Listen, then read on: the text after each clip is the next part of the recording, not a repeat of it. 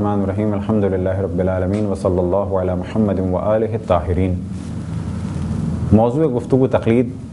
پچھلی نشست میں ہم نے جس مجتہد کی تقلید کی جائے ان کی ایک اہم صفت یعنی عالمیت کے بارے میں گفتگو کی، اور اب عالمیت ہی سے متعلق ایک موضوع ہے، اور وہ یہ کہ اگر عالم کو پہچاننا مشکل ہو جائے تو کیا کریں۔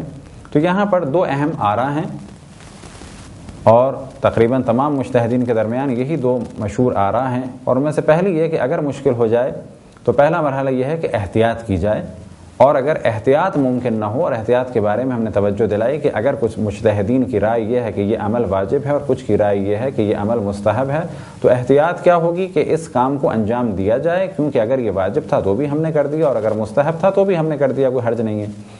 اسی طریقے سے اگر کسی چیز کے بارے میں مکروہ اور حرام میں الگ الگ فتاوی ہوں تو کہا جائے گا یہاں بچنا احتیاط ہے، کیونکہ بچ گئے تو ہم اگر حرام تھا تو بھی بچ گئے اور اگر مکروہ تھا تو بھی بچ گئے۔ اب ممکن ہے کوئی سوال کرے کہ ایسا کیوں ہو سکتا ہے کہ کچھ کے نزدیک ایک چیز مستحب ہو، کچھ کے نزدیک ایک چیز واجب ہو؟ تو اجمالاً اور بہت اختصار کے ساتھ بیان کیا جائے کہ روایات میں بعض جگہ کسی کام کے کرنے کے لیے جملہ استعمال ہوا ہے، یعنی اس کام کو کرو۔ اب یہاں پر گفتگو ہوتی ہے کہ اس کام کو کرنا روایت میں کس معنی میں ہے؟ آیا اس معنی میں ہے کہ یہ کام کرو یعنی لازم ہے، یا یہ اس معنی میں کہ یہ کام کرو بہتر ہے؟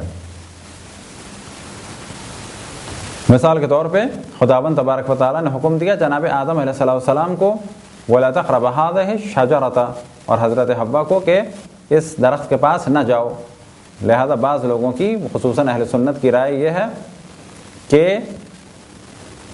حضرت آدم اور حضرت حوا نے درخت کے پاس جا کر گناہ کیا، لیکن ہم لوگ کہتے ہیں کہ یہاں پر حکم نہیں تھا بلکہ یہاں پر ایک بہتری کے عنوان سے تھا کہ نہ جاؤ تو بہتر ہے، لہذا ہم قائل ہیں کہ انہوں نے ترک اولا کیا۔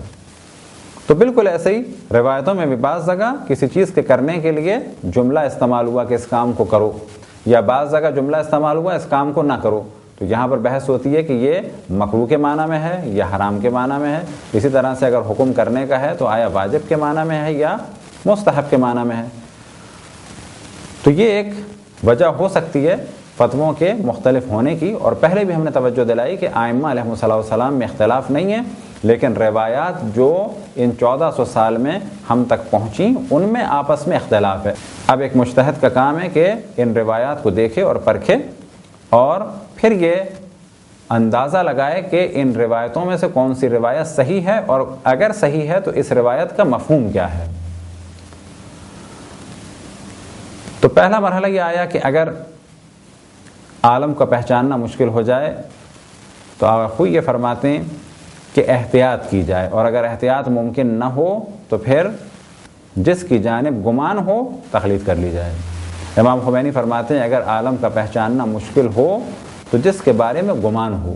یہ گمان کہاں سے حاصل ہوتا ہے؟ یہ گمان وہیں سے حاصل ہوتا ہے کہ جس کی جانب ہم نے پہلے توجہ دلائی کہ عالم کی عالمیت کے بارے میں علم کا طریقہ کیا ہے، یقین کا طریقہ کیا ہے، یا خود ہمیں یقین ہو جائے اگر ہم بلند مقام پر فائز ہیں علمی اعتبار سے، اور ایک مجتہد کے علم کو پہچان سکیں اگر خود ہم ایک بلند مقام پر فائز ہیں، یعنی خود ایک مجتہد لیول کے آدمی اور عالم کو پہچان سکیں تو ہمیں یقین ہو جائے گا۔ دوسرا طریقہ دو عادل مرد عالم کے جو اس مقام پر فائز ہوں وہ گواہی دیں ہمارے لیے۔ تیسرا طریقہ کہ بڑے علماء کے درمیان شہرت۔ اب فرض یہ کریں کہ عالم کو پہچاننا مشکل ہو رہا ہے تو کیا کیا جائے؟ گمان پہ عمل کیا جائے۔ گمان کیسے حاصل ہوگا؟ فرض کریں کہ بایوگرافی کو پڑھا جائے، دیکھا جائے کتنے استادوں سے پڑھے، کہاں کہاں پڑھے، کتنے عرصے درس خارج پڑھا، ان کی فقہ میں اصول میں کیا کیا تالیفات ہیں، ان کے کتنے شاگرد ہیں، کتنا بڑا ان کا درس خارج ہے، ان کے درس خارج کی کیا حیثیت ہے۔ پھر یہ کہ ان کی علمی آراء یعنی فقہی اعتبار سے جو ان کے نظریات ہیں کیا وہ نجف اور قم کے علمی حلقوں میں مورد توجہ ہیں یا نہیں ہیں۔ مثال کے طور پہ اس وقت قم میں اور نجف میں درس خارج میں عام طور پر جب درس خارج میں گفتگو ہوتی ہے تو آغا نائینی، آغا ضیاء الدین عراقی، آغا برجردی، آغا ابوالحسن اصفہانی، پھر بعض دفعہ آغا حکیم کی رائے، لیکن آغا حکیم کے اگلے مرحلے میں عام طور پہ درس خارج میں جو رائے قائم کی جاتی ہے یا جس رائے پر گفتگو کی جاتی ہے تو وہ آخری رائے عام طور پہ اخوئی کی ہوتی ہے. البتہ اس طرح سے ڈسکس کرنے سے عالمیت ثابت نہیں ہوتی، لیکن اتنی بات ہے کہ ایک گمان حاصل کیا جا سکتا ہے کہ جس کی رائے کی اتنی اہمیت ہے کہ اسے ہر درس خارج میں ڈسکس کیا جا رہا ہے، اس کا مطلب ہے کوئی تو بات ہے. اسی طریقے سے کتنے شاگرد تربیت کیے.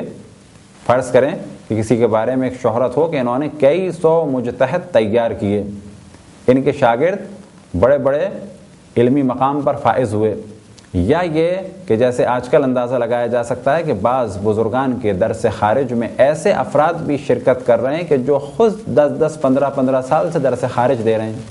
مثال کے طور پہ آیت اللہ العظمیٰ شیخ وحید خراسانی کا درس خارج اس وقت قوم کے بڑے درس خارجوں میں سے ایک ہے کہ جس میں شرکت کرنے والے ابتدائی طالب علم بھی بعض ہیں اور بعض وہ ہیں کہ جو خود 15 یا 10 سال سے درس خارج دے رہے ہیں، ان کے درس میں شرکت کرتے ہیں، بعد میں جا کے خود درس خارج یعنی درس اجتہاد دے رہے ہیں. تو ان چیزوں سے اگر علم نہ حاصل ہو سکے تو کم سے کم گمان حاصل ہو سکتا ہے. اسی طرح سے کتابوں کے ذریعے سے گمان حاصل ہو سکتا ہے کہ ان کی فقہ میں استدلالی کتنی کتابیں ہیں. استدلالی کتابوں سے کیا مراد؟ ایک دفعہ لکھا جاتا ہے فقط فتوے کو، جیسے توضیح المسائل میں ہے. استدلالی کتاب کیا کہ فتویٰ لکھنے کے بعد اس سے متعلق گفتگو ہوتی ہے کہ ہم نے اسے کیسے حاصل کیا، کیا اس کے دلائل ہیں، اس کے فیور میں کتنے دلائل ہیں، اس کی مخالفت میں کتنے دلائل ہیں، جو اس کی مخالفت میں دلائل ہیں ان کو ہم کیسے رد کریں، ان دلائل کا کیا جواب دیں، ان دلیلوں کا کیا جواب دیں. تو یہ وہ طریقے ہیں کہ اگر بایوگرافی پڑھی جائے اور ان کے حالات کے بارے میں پوچھا جائے تو تقریباً ایک گمان ہو جاتا ہے. اگر یقین نہ ہو تو گمان ضروری ہے کہ جن کی ہم تقلید کر رہے ہیں ان کے بارے میں ایک شائبہ ہے، ایک امکان ہے کہ یہ تمام دنیا تشیع میں، نجف اور قم میں خصوصاً، اور تمام مراکز علمی تشیع میں ان کا ایک علمی مقام ہے. تو یہ ایک موضوع اس اعتبار سے آپ کی خدمت میں پیش کیا گیا کہ عالم اگر نہ پہچانا جا سکے تو پھر یہ کرنا ہے. اگلا سوال یہ ذہن میں آتا ہے کہ عالم کے یعنی جن کی ہم تقلید کرتے ہیں ان کے فتوے کو حاصل کیسے کریں. حاصل کرنے کا جو پہلا طریقہ ہے وہ یہ کہ خود آپ جن کی تقلید میں ہیں ان سے سن لیں. دوسرا طریقہ یہ کہ ان کی توضیح المسائل یا ان کا رسالہ عملیہ یا ان کی فقہی کتاب کہ جس کے بارے میں انہوں نے فرمایا ہو کہ اس کتاب پر عمل کرنا کافی ہے اور ثواب کا سبب ہے، اور اس کتاب کی انہوں نے تصدیق کی ہوئی ہو. بعض جگہ سوال پیدا ہوتا ہے کہ توضیح المسائل کا ترجمہ، تو کہا جائے گا کہ انہوں نے اپنی فارسی کی توضیح المسائل کی تائید کی ہے. ترجمے کے بارے میں اب ہمیں دیکھنا ہوگا کہ جس ادارے یا فرد نے ترجمہ کیا ہے آیا وہ واقعاً مورد اعتماد ہے یا نہیں ہے. پتہ چلا جی چند لڑکوں نے توضیح المسائل میں توضیح المسائل کا ترجمہ کر کے ویب سائٹ پہ ڈال دیا. کہا جائے گا کہ یہ ممکن ہے اچھے ہوں لیکن ہمیں نہیں معلوم کہ ان کے ترجمے کرنے کی کیا صلاحیت ہے، لہذا جو کچھ اردو میں انہوں نے لکھا ہے جب تک ہمیں یقین نہ ہو جائے کہ یہ جن کی ہم تقلید میں ہیں ان کے فتوے کے مطابق ترجمہ ہے، اس وقت تک کہ اردو کی توضیح المسائل ہمارے کام کی نہیں ہے. لہذا اردو کی توضیح المسائل پہ بھی عام طور پر یہ توجہ دی جاتی ہے کسی اچھے ادارے نے اور اچھے عالم دین نے ترجمہ کیا ہو اور بعد میں ایک تائید ہو کہ یہ توضیح المسائل اردو کی صحیح ترجمے کے ساتھ ہے. یہ ایک ضمنی گفتگو تھی. بس پہلا طریقہ کہ مجتہد کے فتوے کو حاصل کیسے کیا جائے وہ خود آپ مجتہد سے سن لیں یا ان کے رسالہ عملیہ یعنی توضیح المسائل کہ جس پہ ان کی تائید ہو. تیسرا طریقہ یہ کہ کسی بھی ایک مورد اعتماد آدمی سے سنیں کہ جس کے بارے میں آپ کو یقین ہو کہ یہ مسئلہ صحیح بتا رہا ہے. وہ کون ہو سکتا ہے؟ وہ آپ کے کوئی استاد بھی ہو سکتے ہیں، کوئی عالم دین بھی مسجد کے ہو سکتے ہیں. لیکن اگر فرض کریں کہ ایک عالم دین حتیٰ کوئی ایسے ہوں کہ جو عام طور پہ غلط مسائل بتاتے ہوں تو کہا جائے گا کہ نہیں، اب ان کی بات پر یقین نہیں ہے. ممکن ہے کہ یہ جو مسئلہ انہوں نے بتایا یہ بھی ان غلط مسائل میں سے ایک ہو.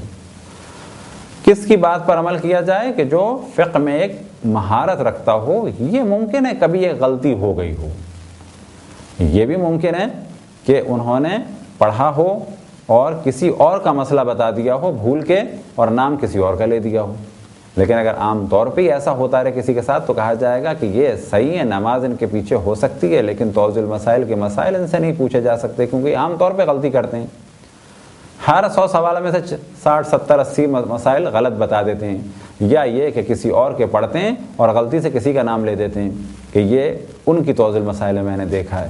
ایسے افراد اسلامی اعتبار سے ایسا نہیں ہے کہ ان کو آپ فاسق سمجھیں یا یہ سمجھیں کہ یہ عالم دین صحیح نہیں ہے، یہ کہا جائے گا مسائل ان سے نہیں پوچھنے ہیں کیونکہ یہ مسائل بتانے میں ایک غلطی کر دیتے ہیں۔ اور چوتھا طریقہ یہ کہ 2 عادل مرد گواہی دیں، یعنی کون مرد؟ کہ جو اس شعبے سے آشنا ہوں، یعنی عالم کہیں کہ ہاں یہ مسئلہ ہے، یہ کافی ہے۔